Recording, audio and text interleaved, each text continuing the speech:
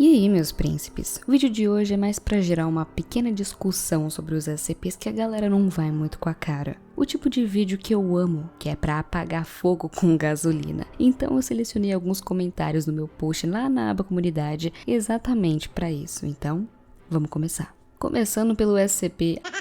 Ele diz que não gosta de qualquer SCP que tenha uma história gigantesca. Daí o carteira de trabalho diz que concorda e discorda ao mesmo tempo. E que, por exemplo, o SCP-500 é um SCP bem longo, mas muito interessante. E sinceramente eu tô do lado do CLT. Porque eu confesso que eu já neguei muita sugestão de inscrito porque o documento era simplesmente gigante. Além do que muitos detalhes e informações importantes eu descobria depois de ter lançado o vídeo, semanas depois. Porque às vezes eles aparecem em outros documentos de outros SCPs, encontros alternativos que você tem que ser muito ninja para encontrar ou dar muita sorte. Tem muito SCP interessante que realmente vale a pena você ler o documento inteiro, mas também tem aqueles que você fica broxado só de olhar para ele, tanto pelo tamanho quanto que por muitas das vezes eles serem cheios de censura ou palavras com caracteres no meio, deixando muito confuso e no final você deu a vida para tentar ler o documento e chegou no final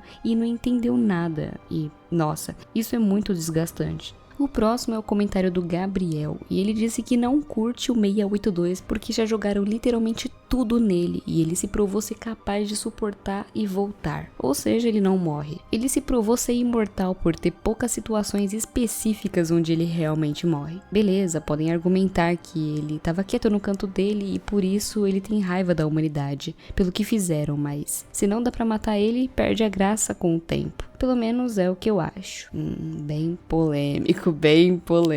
E eu realmente entendo. Ele é um dos SCPs mais clássicos quando falamos da Fundação. E é bem frustrante, de uma certa forma, não saber como realmente dar um fim pra essa criatura. E meio que isso se aplica pro 096 também. Durante anos ficavam fazendo testes e mais testes, usando vários SCPs contra eles, criando teorias e no fim, eles sempre eram indestrutíveis. De um lado, até que é legal ter uma criatura imortal, mas depois eu ficava pensando um pouco que isso também parecia muito aquela brincadeira que quando a gente era criança, quando a gente ficava competindo com os amiguinhos de quem era o mais forte, tipo, eu tenho todos os poderes infinito do universo inteiro gigante, blá blá blá. O próximo é o Família Santos e Silva, que disse que não gosta do SCP-745 e que não sabe se ele é um dinossauro ou sei lá, ele é calvo.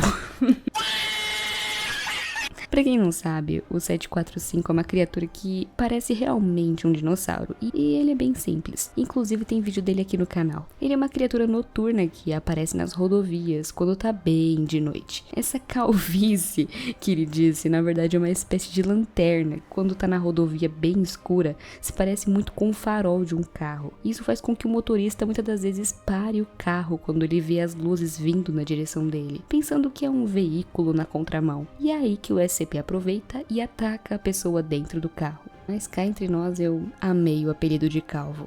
Agora temos o Caclese, que não gosta do Scarlet King. Nas palavras dele, uma entidade chata que permeou o mundo SCP. O povo leva ele como se fosse o principal inimigo da Fundação. Ih, polêmico. Cá entre nós, uma das únicas coisas que me incomoda nele é o mistério em certas coisas que duram anos e anos, e é, sei lá, meio desnecessário. E isso às vezes até fica chato, né?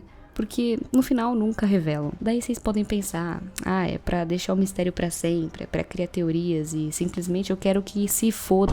Eu só queria saber quem são os filhos definitivos dele, com todas as letras. Se é que tem algum, porque parece que nesse universo tudo é uma grande mentira. Quando você acha que achou a resposta pra alguma coisa, simplesmente surpresa, era mentira. Igual o procedimento 110 Montauk. Tem uns que dizem que ele não aconteceu, tem outros dizem que já aconteceu faz tempo, e tem outros que dizem que ele nunca existiu e que, haha, era meme. O próximo é do Bazinga, que disse que não gosta do SCP-999. Acho ele muito chola. Carinha triste. Só porque ele não mata, o bicho parece uma amoeba do Resende. E daí?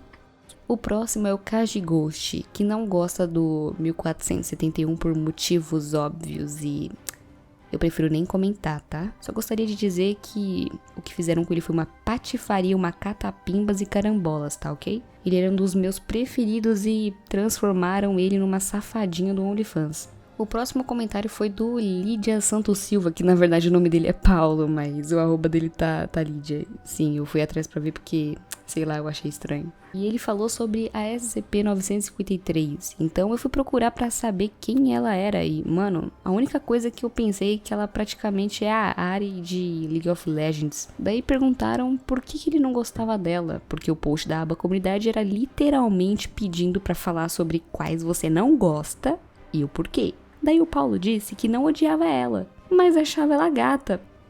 O quê? O próximo é do meu membro maravilhoso, o Fernando. Ele disse que não curte o SCP-3199, que é uma galinha gigante e horrorosa que basicamente só vive pra comer gente e botar ovo pra infestar o planeta de mais galinhas gigantes horrorosas. Eu confesso que no começo, quando eu comecei a falar de SCPs, eu tinha medo pra cacete desse SCP. Mas eu acho que era só o desconforto que as fotos me causavam. Porque no final das contas, é basicamente isso mesmo. É uma galinha horrorosa que infesta o mundo com ovos de mais galinhas horrorosas. Próximo comentário é do Marcos. Eu esqueci o número, mas é o médico da peste-J. E no caso é o 049-J, tá, gente? Eu não gosto dele ser um personagem piada que simplesmente não é pego ou parado por puro alívio cômico. E ele é só um alívio cômico mesmo. Eu tenho uma entrevista dele aqui no canal e ele só fica falando nada com nada e se fazendo de doido. O próximo foi o JV Cavalcante, que não curte o SCP-166. Hoje em dia tiveram que mudar a história dela de tão problemática que foi na época. Acho meio paia a história original e também não gosto da nova. Era melhor só ter feito um SCP novo ou fingir que ele nunca existiu. Pra quem não sabe e não conheceu a versão antiga da 166, o autor reescreveu a história dela porque era bem pesada. Era basicamente uma menor de idade que tinha o poder de fazer qualquer homem ao seu redor querer ter relações com ela, que é algo obviamente inapropriado. Fora que tinha um monte de desculpas pra deixar ela simplesmente pelada, do tipo, ela não pode usar roupas porque elas machucam a SCP.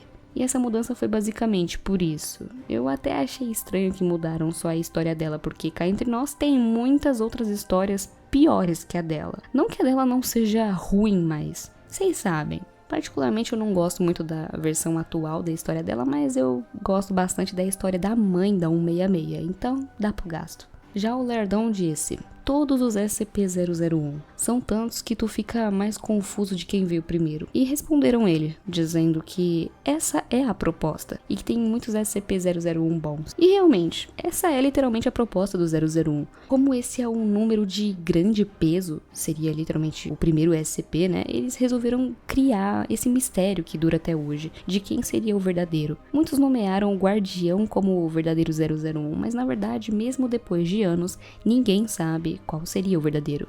Se é que tem um verdadeiro, né? O Márcio comentou sobre o SCP-650, dizendo que ele é literalmente o SCP-173, só que sem sal e menos perigoso. E olha, Márcio, te falar um negócio, viu? Eu faço das suas palavras as minhas. E pra encerrar com chave de ouro, eu odeio o Shy Guy. Pode tacar pedra. Eita, polêmica nesse canal, muitas polêmicas. Na minha opinião, ele foi o precursor dos vídeos de teorias do tipo: e se tivesse uma foto do Shy Guy na lua? Eu finjo que não percebo, mas tudo está sendo observado. E isso acabou virando rinha de SCP. SCP-A versus SCP-B. Acho o SCP muito melhor quando não focava nessas regrinhas, mas na atmosfera. E o Fred complementou: e também tem o lance desse cara aí ser o primeiro SCP de Power Scaling, junto com o Lagartão Invencível, porque ele é invulnerável e peita qualquer um que vê ele. E é com essa bomba que eu vou encerrar o vídeo de hoje. Deixa aqui nos comentários a opinião de vocês e até o próximo vídeo. Beijinhos!